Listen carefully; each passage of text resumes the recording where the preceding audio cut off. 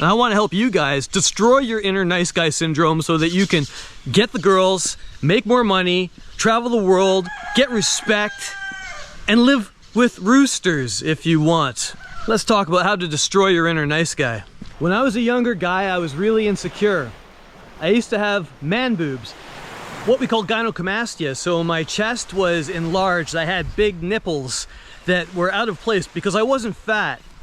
And because of that, and also because my father didn't raise me, my mother raised me, I was very insecure, especially around women, and I was very insecure around other men as well. Because of that insecurity, I got taken advantage of a lot by other men who saw me as weak and easily manipulated. So I got involved in crime. I even stole a car, I stole bicycles, I stole a lot of things, mostly out of peer pressure from other young men who would say, hey Tony, you know, I need you to come with me and help me with something. And then we're just gonna stop by this house and borrow my friend's bicycle. Or we're just gonna hop in this car, even though it's obviously stolen. And I just couldn't say no to people. I couldn't say no because I didn't want to offend anybody. I didn't want to hurt anybody's feelings. I didn't want to let anybody down. I didn't want to say no. And this is very typical nice guy stuff. So being a nice guy, not only does it keep you from getting the girls, keep you from finding love and getting more sex or getting that raise at work, it can actually put you in danger. It can be a dangerous situation because people who are not nice can easily take advantage of the nice guy. So there's a lot of reasons that you want to get rid of this nice guy syndrome. First, I want you to start a journal. Start writing down your inner thoughts. Become self-aware. Become aware of all the times you've put other people's needs ahead of your own. Maybe you got invited to a party that you didn't want to attend, or someone asked you to move their house for them, which was like a 12-hour job, and you had obligations, you had other things to do, but you said yes because you didn't want to let anybody down. Or maybe a woman asked you to paint her house or drive her to the airport, even though you knew you were deep in the friend zone and you weren't going to get any punani from that chick, no matter how many nice things you did for her. And that's why you got stuck in the friend zone. I want you to start going through all these memories. Start going back to all the times where you didn't stand up for yourself and you were pushed around or manipulated or just used like a used condom and tossed away. Just another nice guy that can be used to buy dinners or to rearrange someone's furniture. You know, basically all those instances, I want you to start writing them down to bring self-awareness to your nice guy behaviors and start owning up to them. Start accepting that you've been this way for a long time and that you're not going to be like this for the rest of your life. I want you to become more vulnerable and authentic. Think about somebody that you've wanted to tell something to for a long time. Maybe there's a special lady that you think is sexy and you've been putting it off telling her for months or years even. You've been stuck in that customer zone, that friend zone. Go and tell her what you feel. Even if you get rejected, I want you to get rejected, because nice guys, they think that by being nice, they're more real, they're more authentic, when it's actually the opposite. They're faking who they are. They're faking their real feelings out of a need for approval and validation. And so they won't say what they really feel, especially to a woman, because that way they won't get rejected. They'll never have to feel that horrible feeling. That includes telling your feelings to male friends, people who may have been taking advantage of you or bullying you or treating you in a way that you don't appreciate, treating you like a doormat or that annoying little brother. You know, you want to tell them, hey, no, I don't appreciate being treated like that anymore. You're not going to call me that nickname anymore. You're not going to make me eat last, or whatever it is, any way that they've been treating you your whole life. That position they've put you in, you're going to express your feelings to them, not in an angry way, not with a lot of emotion, just matter of fact that, hey, I'm not that guy anymore, and I don't enjoy the way that you've been treating me, so don't treat me like that anymore, please. Next, I want you to set some boundaries for once. Like when your coworker comes in and says, hey Greg, we need you to work 3 more hours today. What do you say? And the typical nice guy would be like, yeah, okay, because you don't want to let anybody down. And you think, yeah, I could use that little extra money for that new video game or whatever it is. No, you say, no, actually I'm busy. I'm getting late after work. I've got a small harem waiting back at my casa with a bottle of tequila. I need to go. right? So you set boundaries, you say no. Like if your cousin asks you to come and mow his lawn for him because he's gonna be out of town or watch his dog, you would normally say yeah, even though that's interfering with your life. Not anymore. The new Greg has boundaries, and he says, actually, I'm gonna be pretty busy. I'm climbing a volcano tomorrow. I'm in Nicaragua and I got shit to do, so no, I can't watch your poodle for you. Sorry, bud.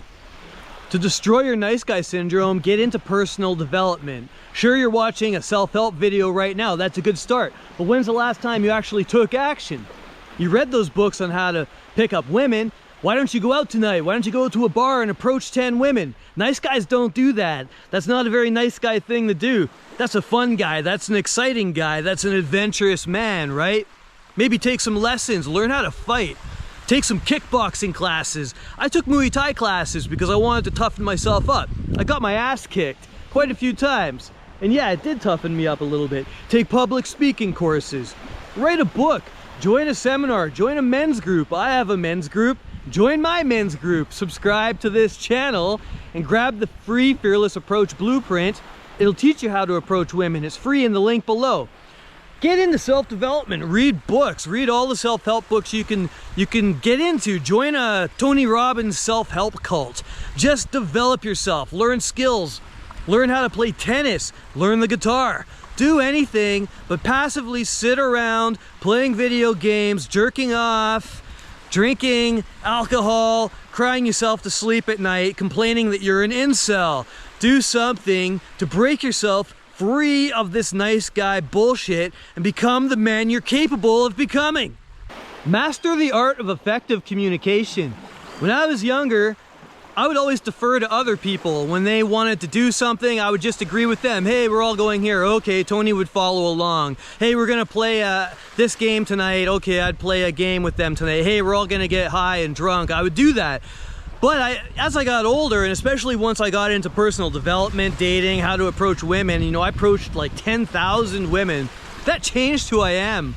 That really changed who I am, because now I can communicate with people. I've talked to so many strangers. I've been to 26 countries now, places that most people are afraid of, like here in Nicaragua. Why am I here in Latin America? Because it scared me, man. I don't know Spanish that well, but I spent all these years teaching men how to approach women on the streets, in bars, in malls, and I learned how to communicate.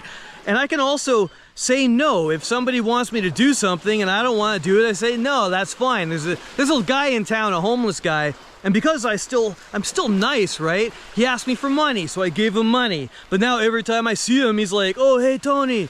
Hey, how you doing? Can I have some more money? And I say, no, man, I gave you some money. Thanks. Actually, I'm kind of busy right now. I'll talk to you later. Nice guy Tony wouldn't have been able to do that because he wasn't a very effective communicator.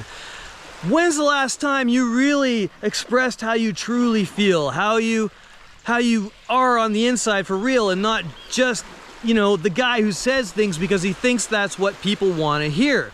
Women are not attracted to that guy. Women are attracted to leaders. If you can actually say, hey, actually, I'm a vegan, I only eat vegan food. Or if you can say, I only eat meat. Say it. Don't worry about pissing people off.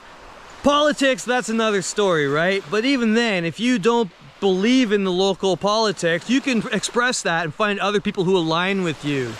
But you want to learn effective communication, and that's what I teach. I'm a master of effective communication. Here I am communicating with thousands of people from all over the world on my blog.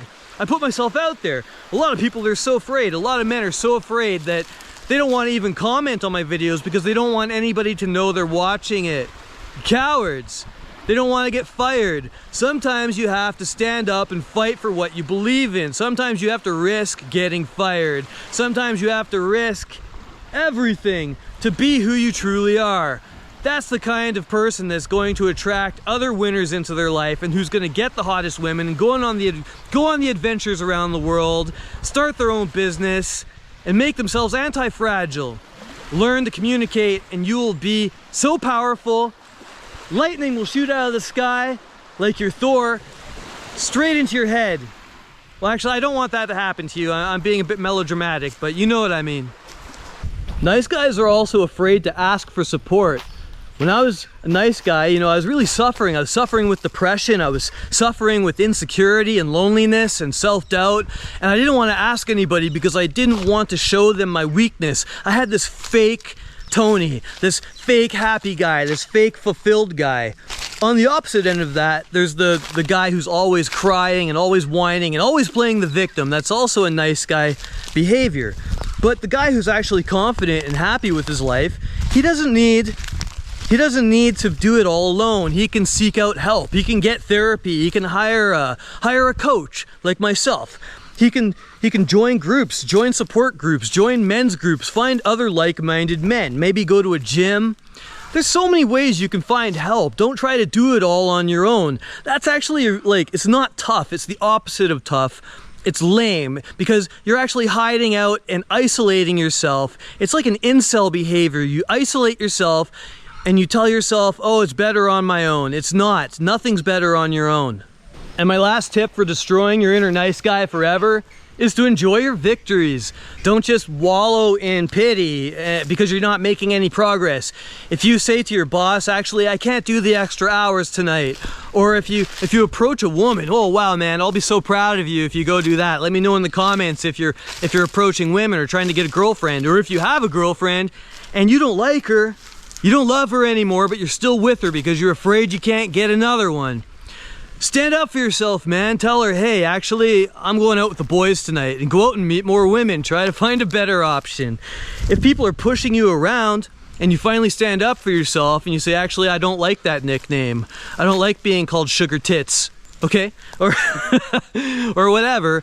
Reward yourself for it later. That's a victory. Don't be so negative. Give yourself the time to enjoy your small wins, because if you stood up for yourself, if you're destroying that inner nice guy, maybe you started a new hobby or something, you went to the gym, you approached women, you started learning guitar, give yourself a pat on the back. Here, I'll do it for you. Pat, pat, pat. Just give yourself that time to enjoy your victories, and you're gonna be well on the way to destroying that lame ass nice guy that's holding you back. And here's my bonus tip for destroying your inner nice guy. Do something dangerous. Nice guys, I find, they're always so afraid of death. They don't want to do the dangerous thing. They don't want to drive too fast. They don't want to jump off the cliff into the water. I know people that are afraid to go to Mexico because they might get kidnapped. You know what? You're gonna die. You're gonna die at some point. Would you rather die in battle or die in your bed farting prunes? I would rather die in battle, personally. I want to go down like a warrior. Who were your ancestors, man? Your great-grandfather, did he fight the Nazis in France? What about before him? What was your great-great-great-great-grandfather doing? Was he colonizing the New World? And what are you doing? What are you doing that's going to leave a legacy saying that you were a powerful masculine entity who made change in this world? You conquered women, you conquered lands, you started a business, you did something powerful. You weren't a nice guy, a soy slurping sissy. Nah. Sure, you were authentic and you know you're connected with your emotions and you were fulfilled, but you weren't a pushover. That's all being a nice guy means in a negative sense, is that you're weak, you're a pushover. There's nothing wrong with being polite or showing respect to people as long as you know your inner masculine power is there, it's who you are, and you're not a victim. On that note, adios. Who's a good boy? Are you a good boy? Are you a good boy? Oh yeah. See, he's not a nice guy. He's a good boy. He's a good boy, but he's not a nice boy.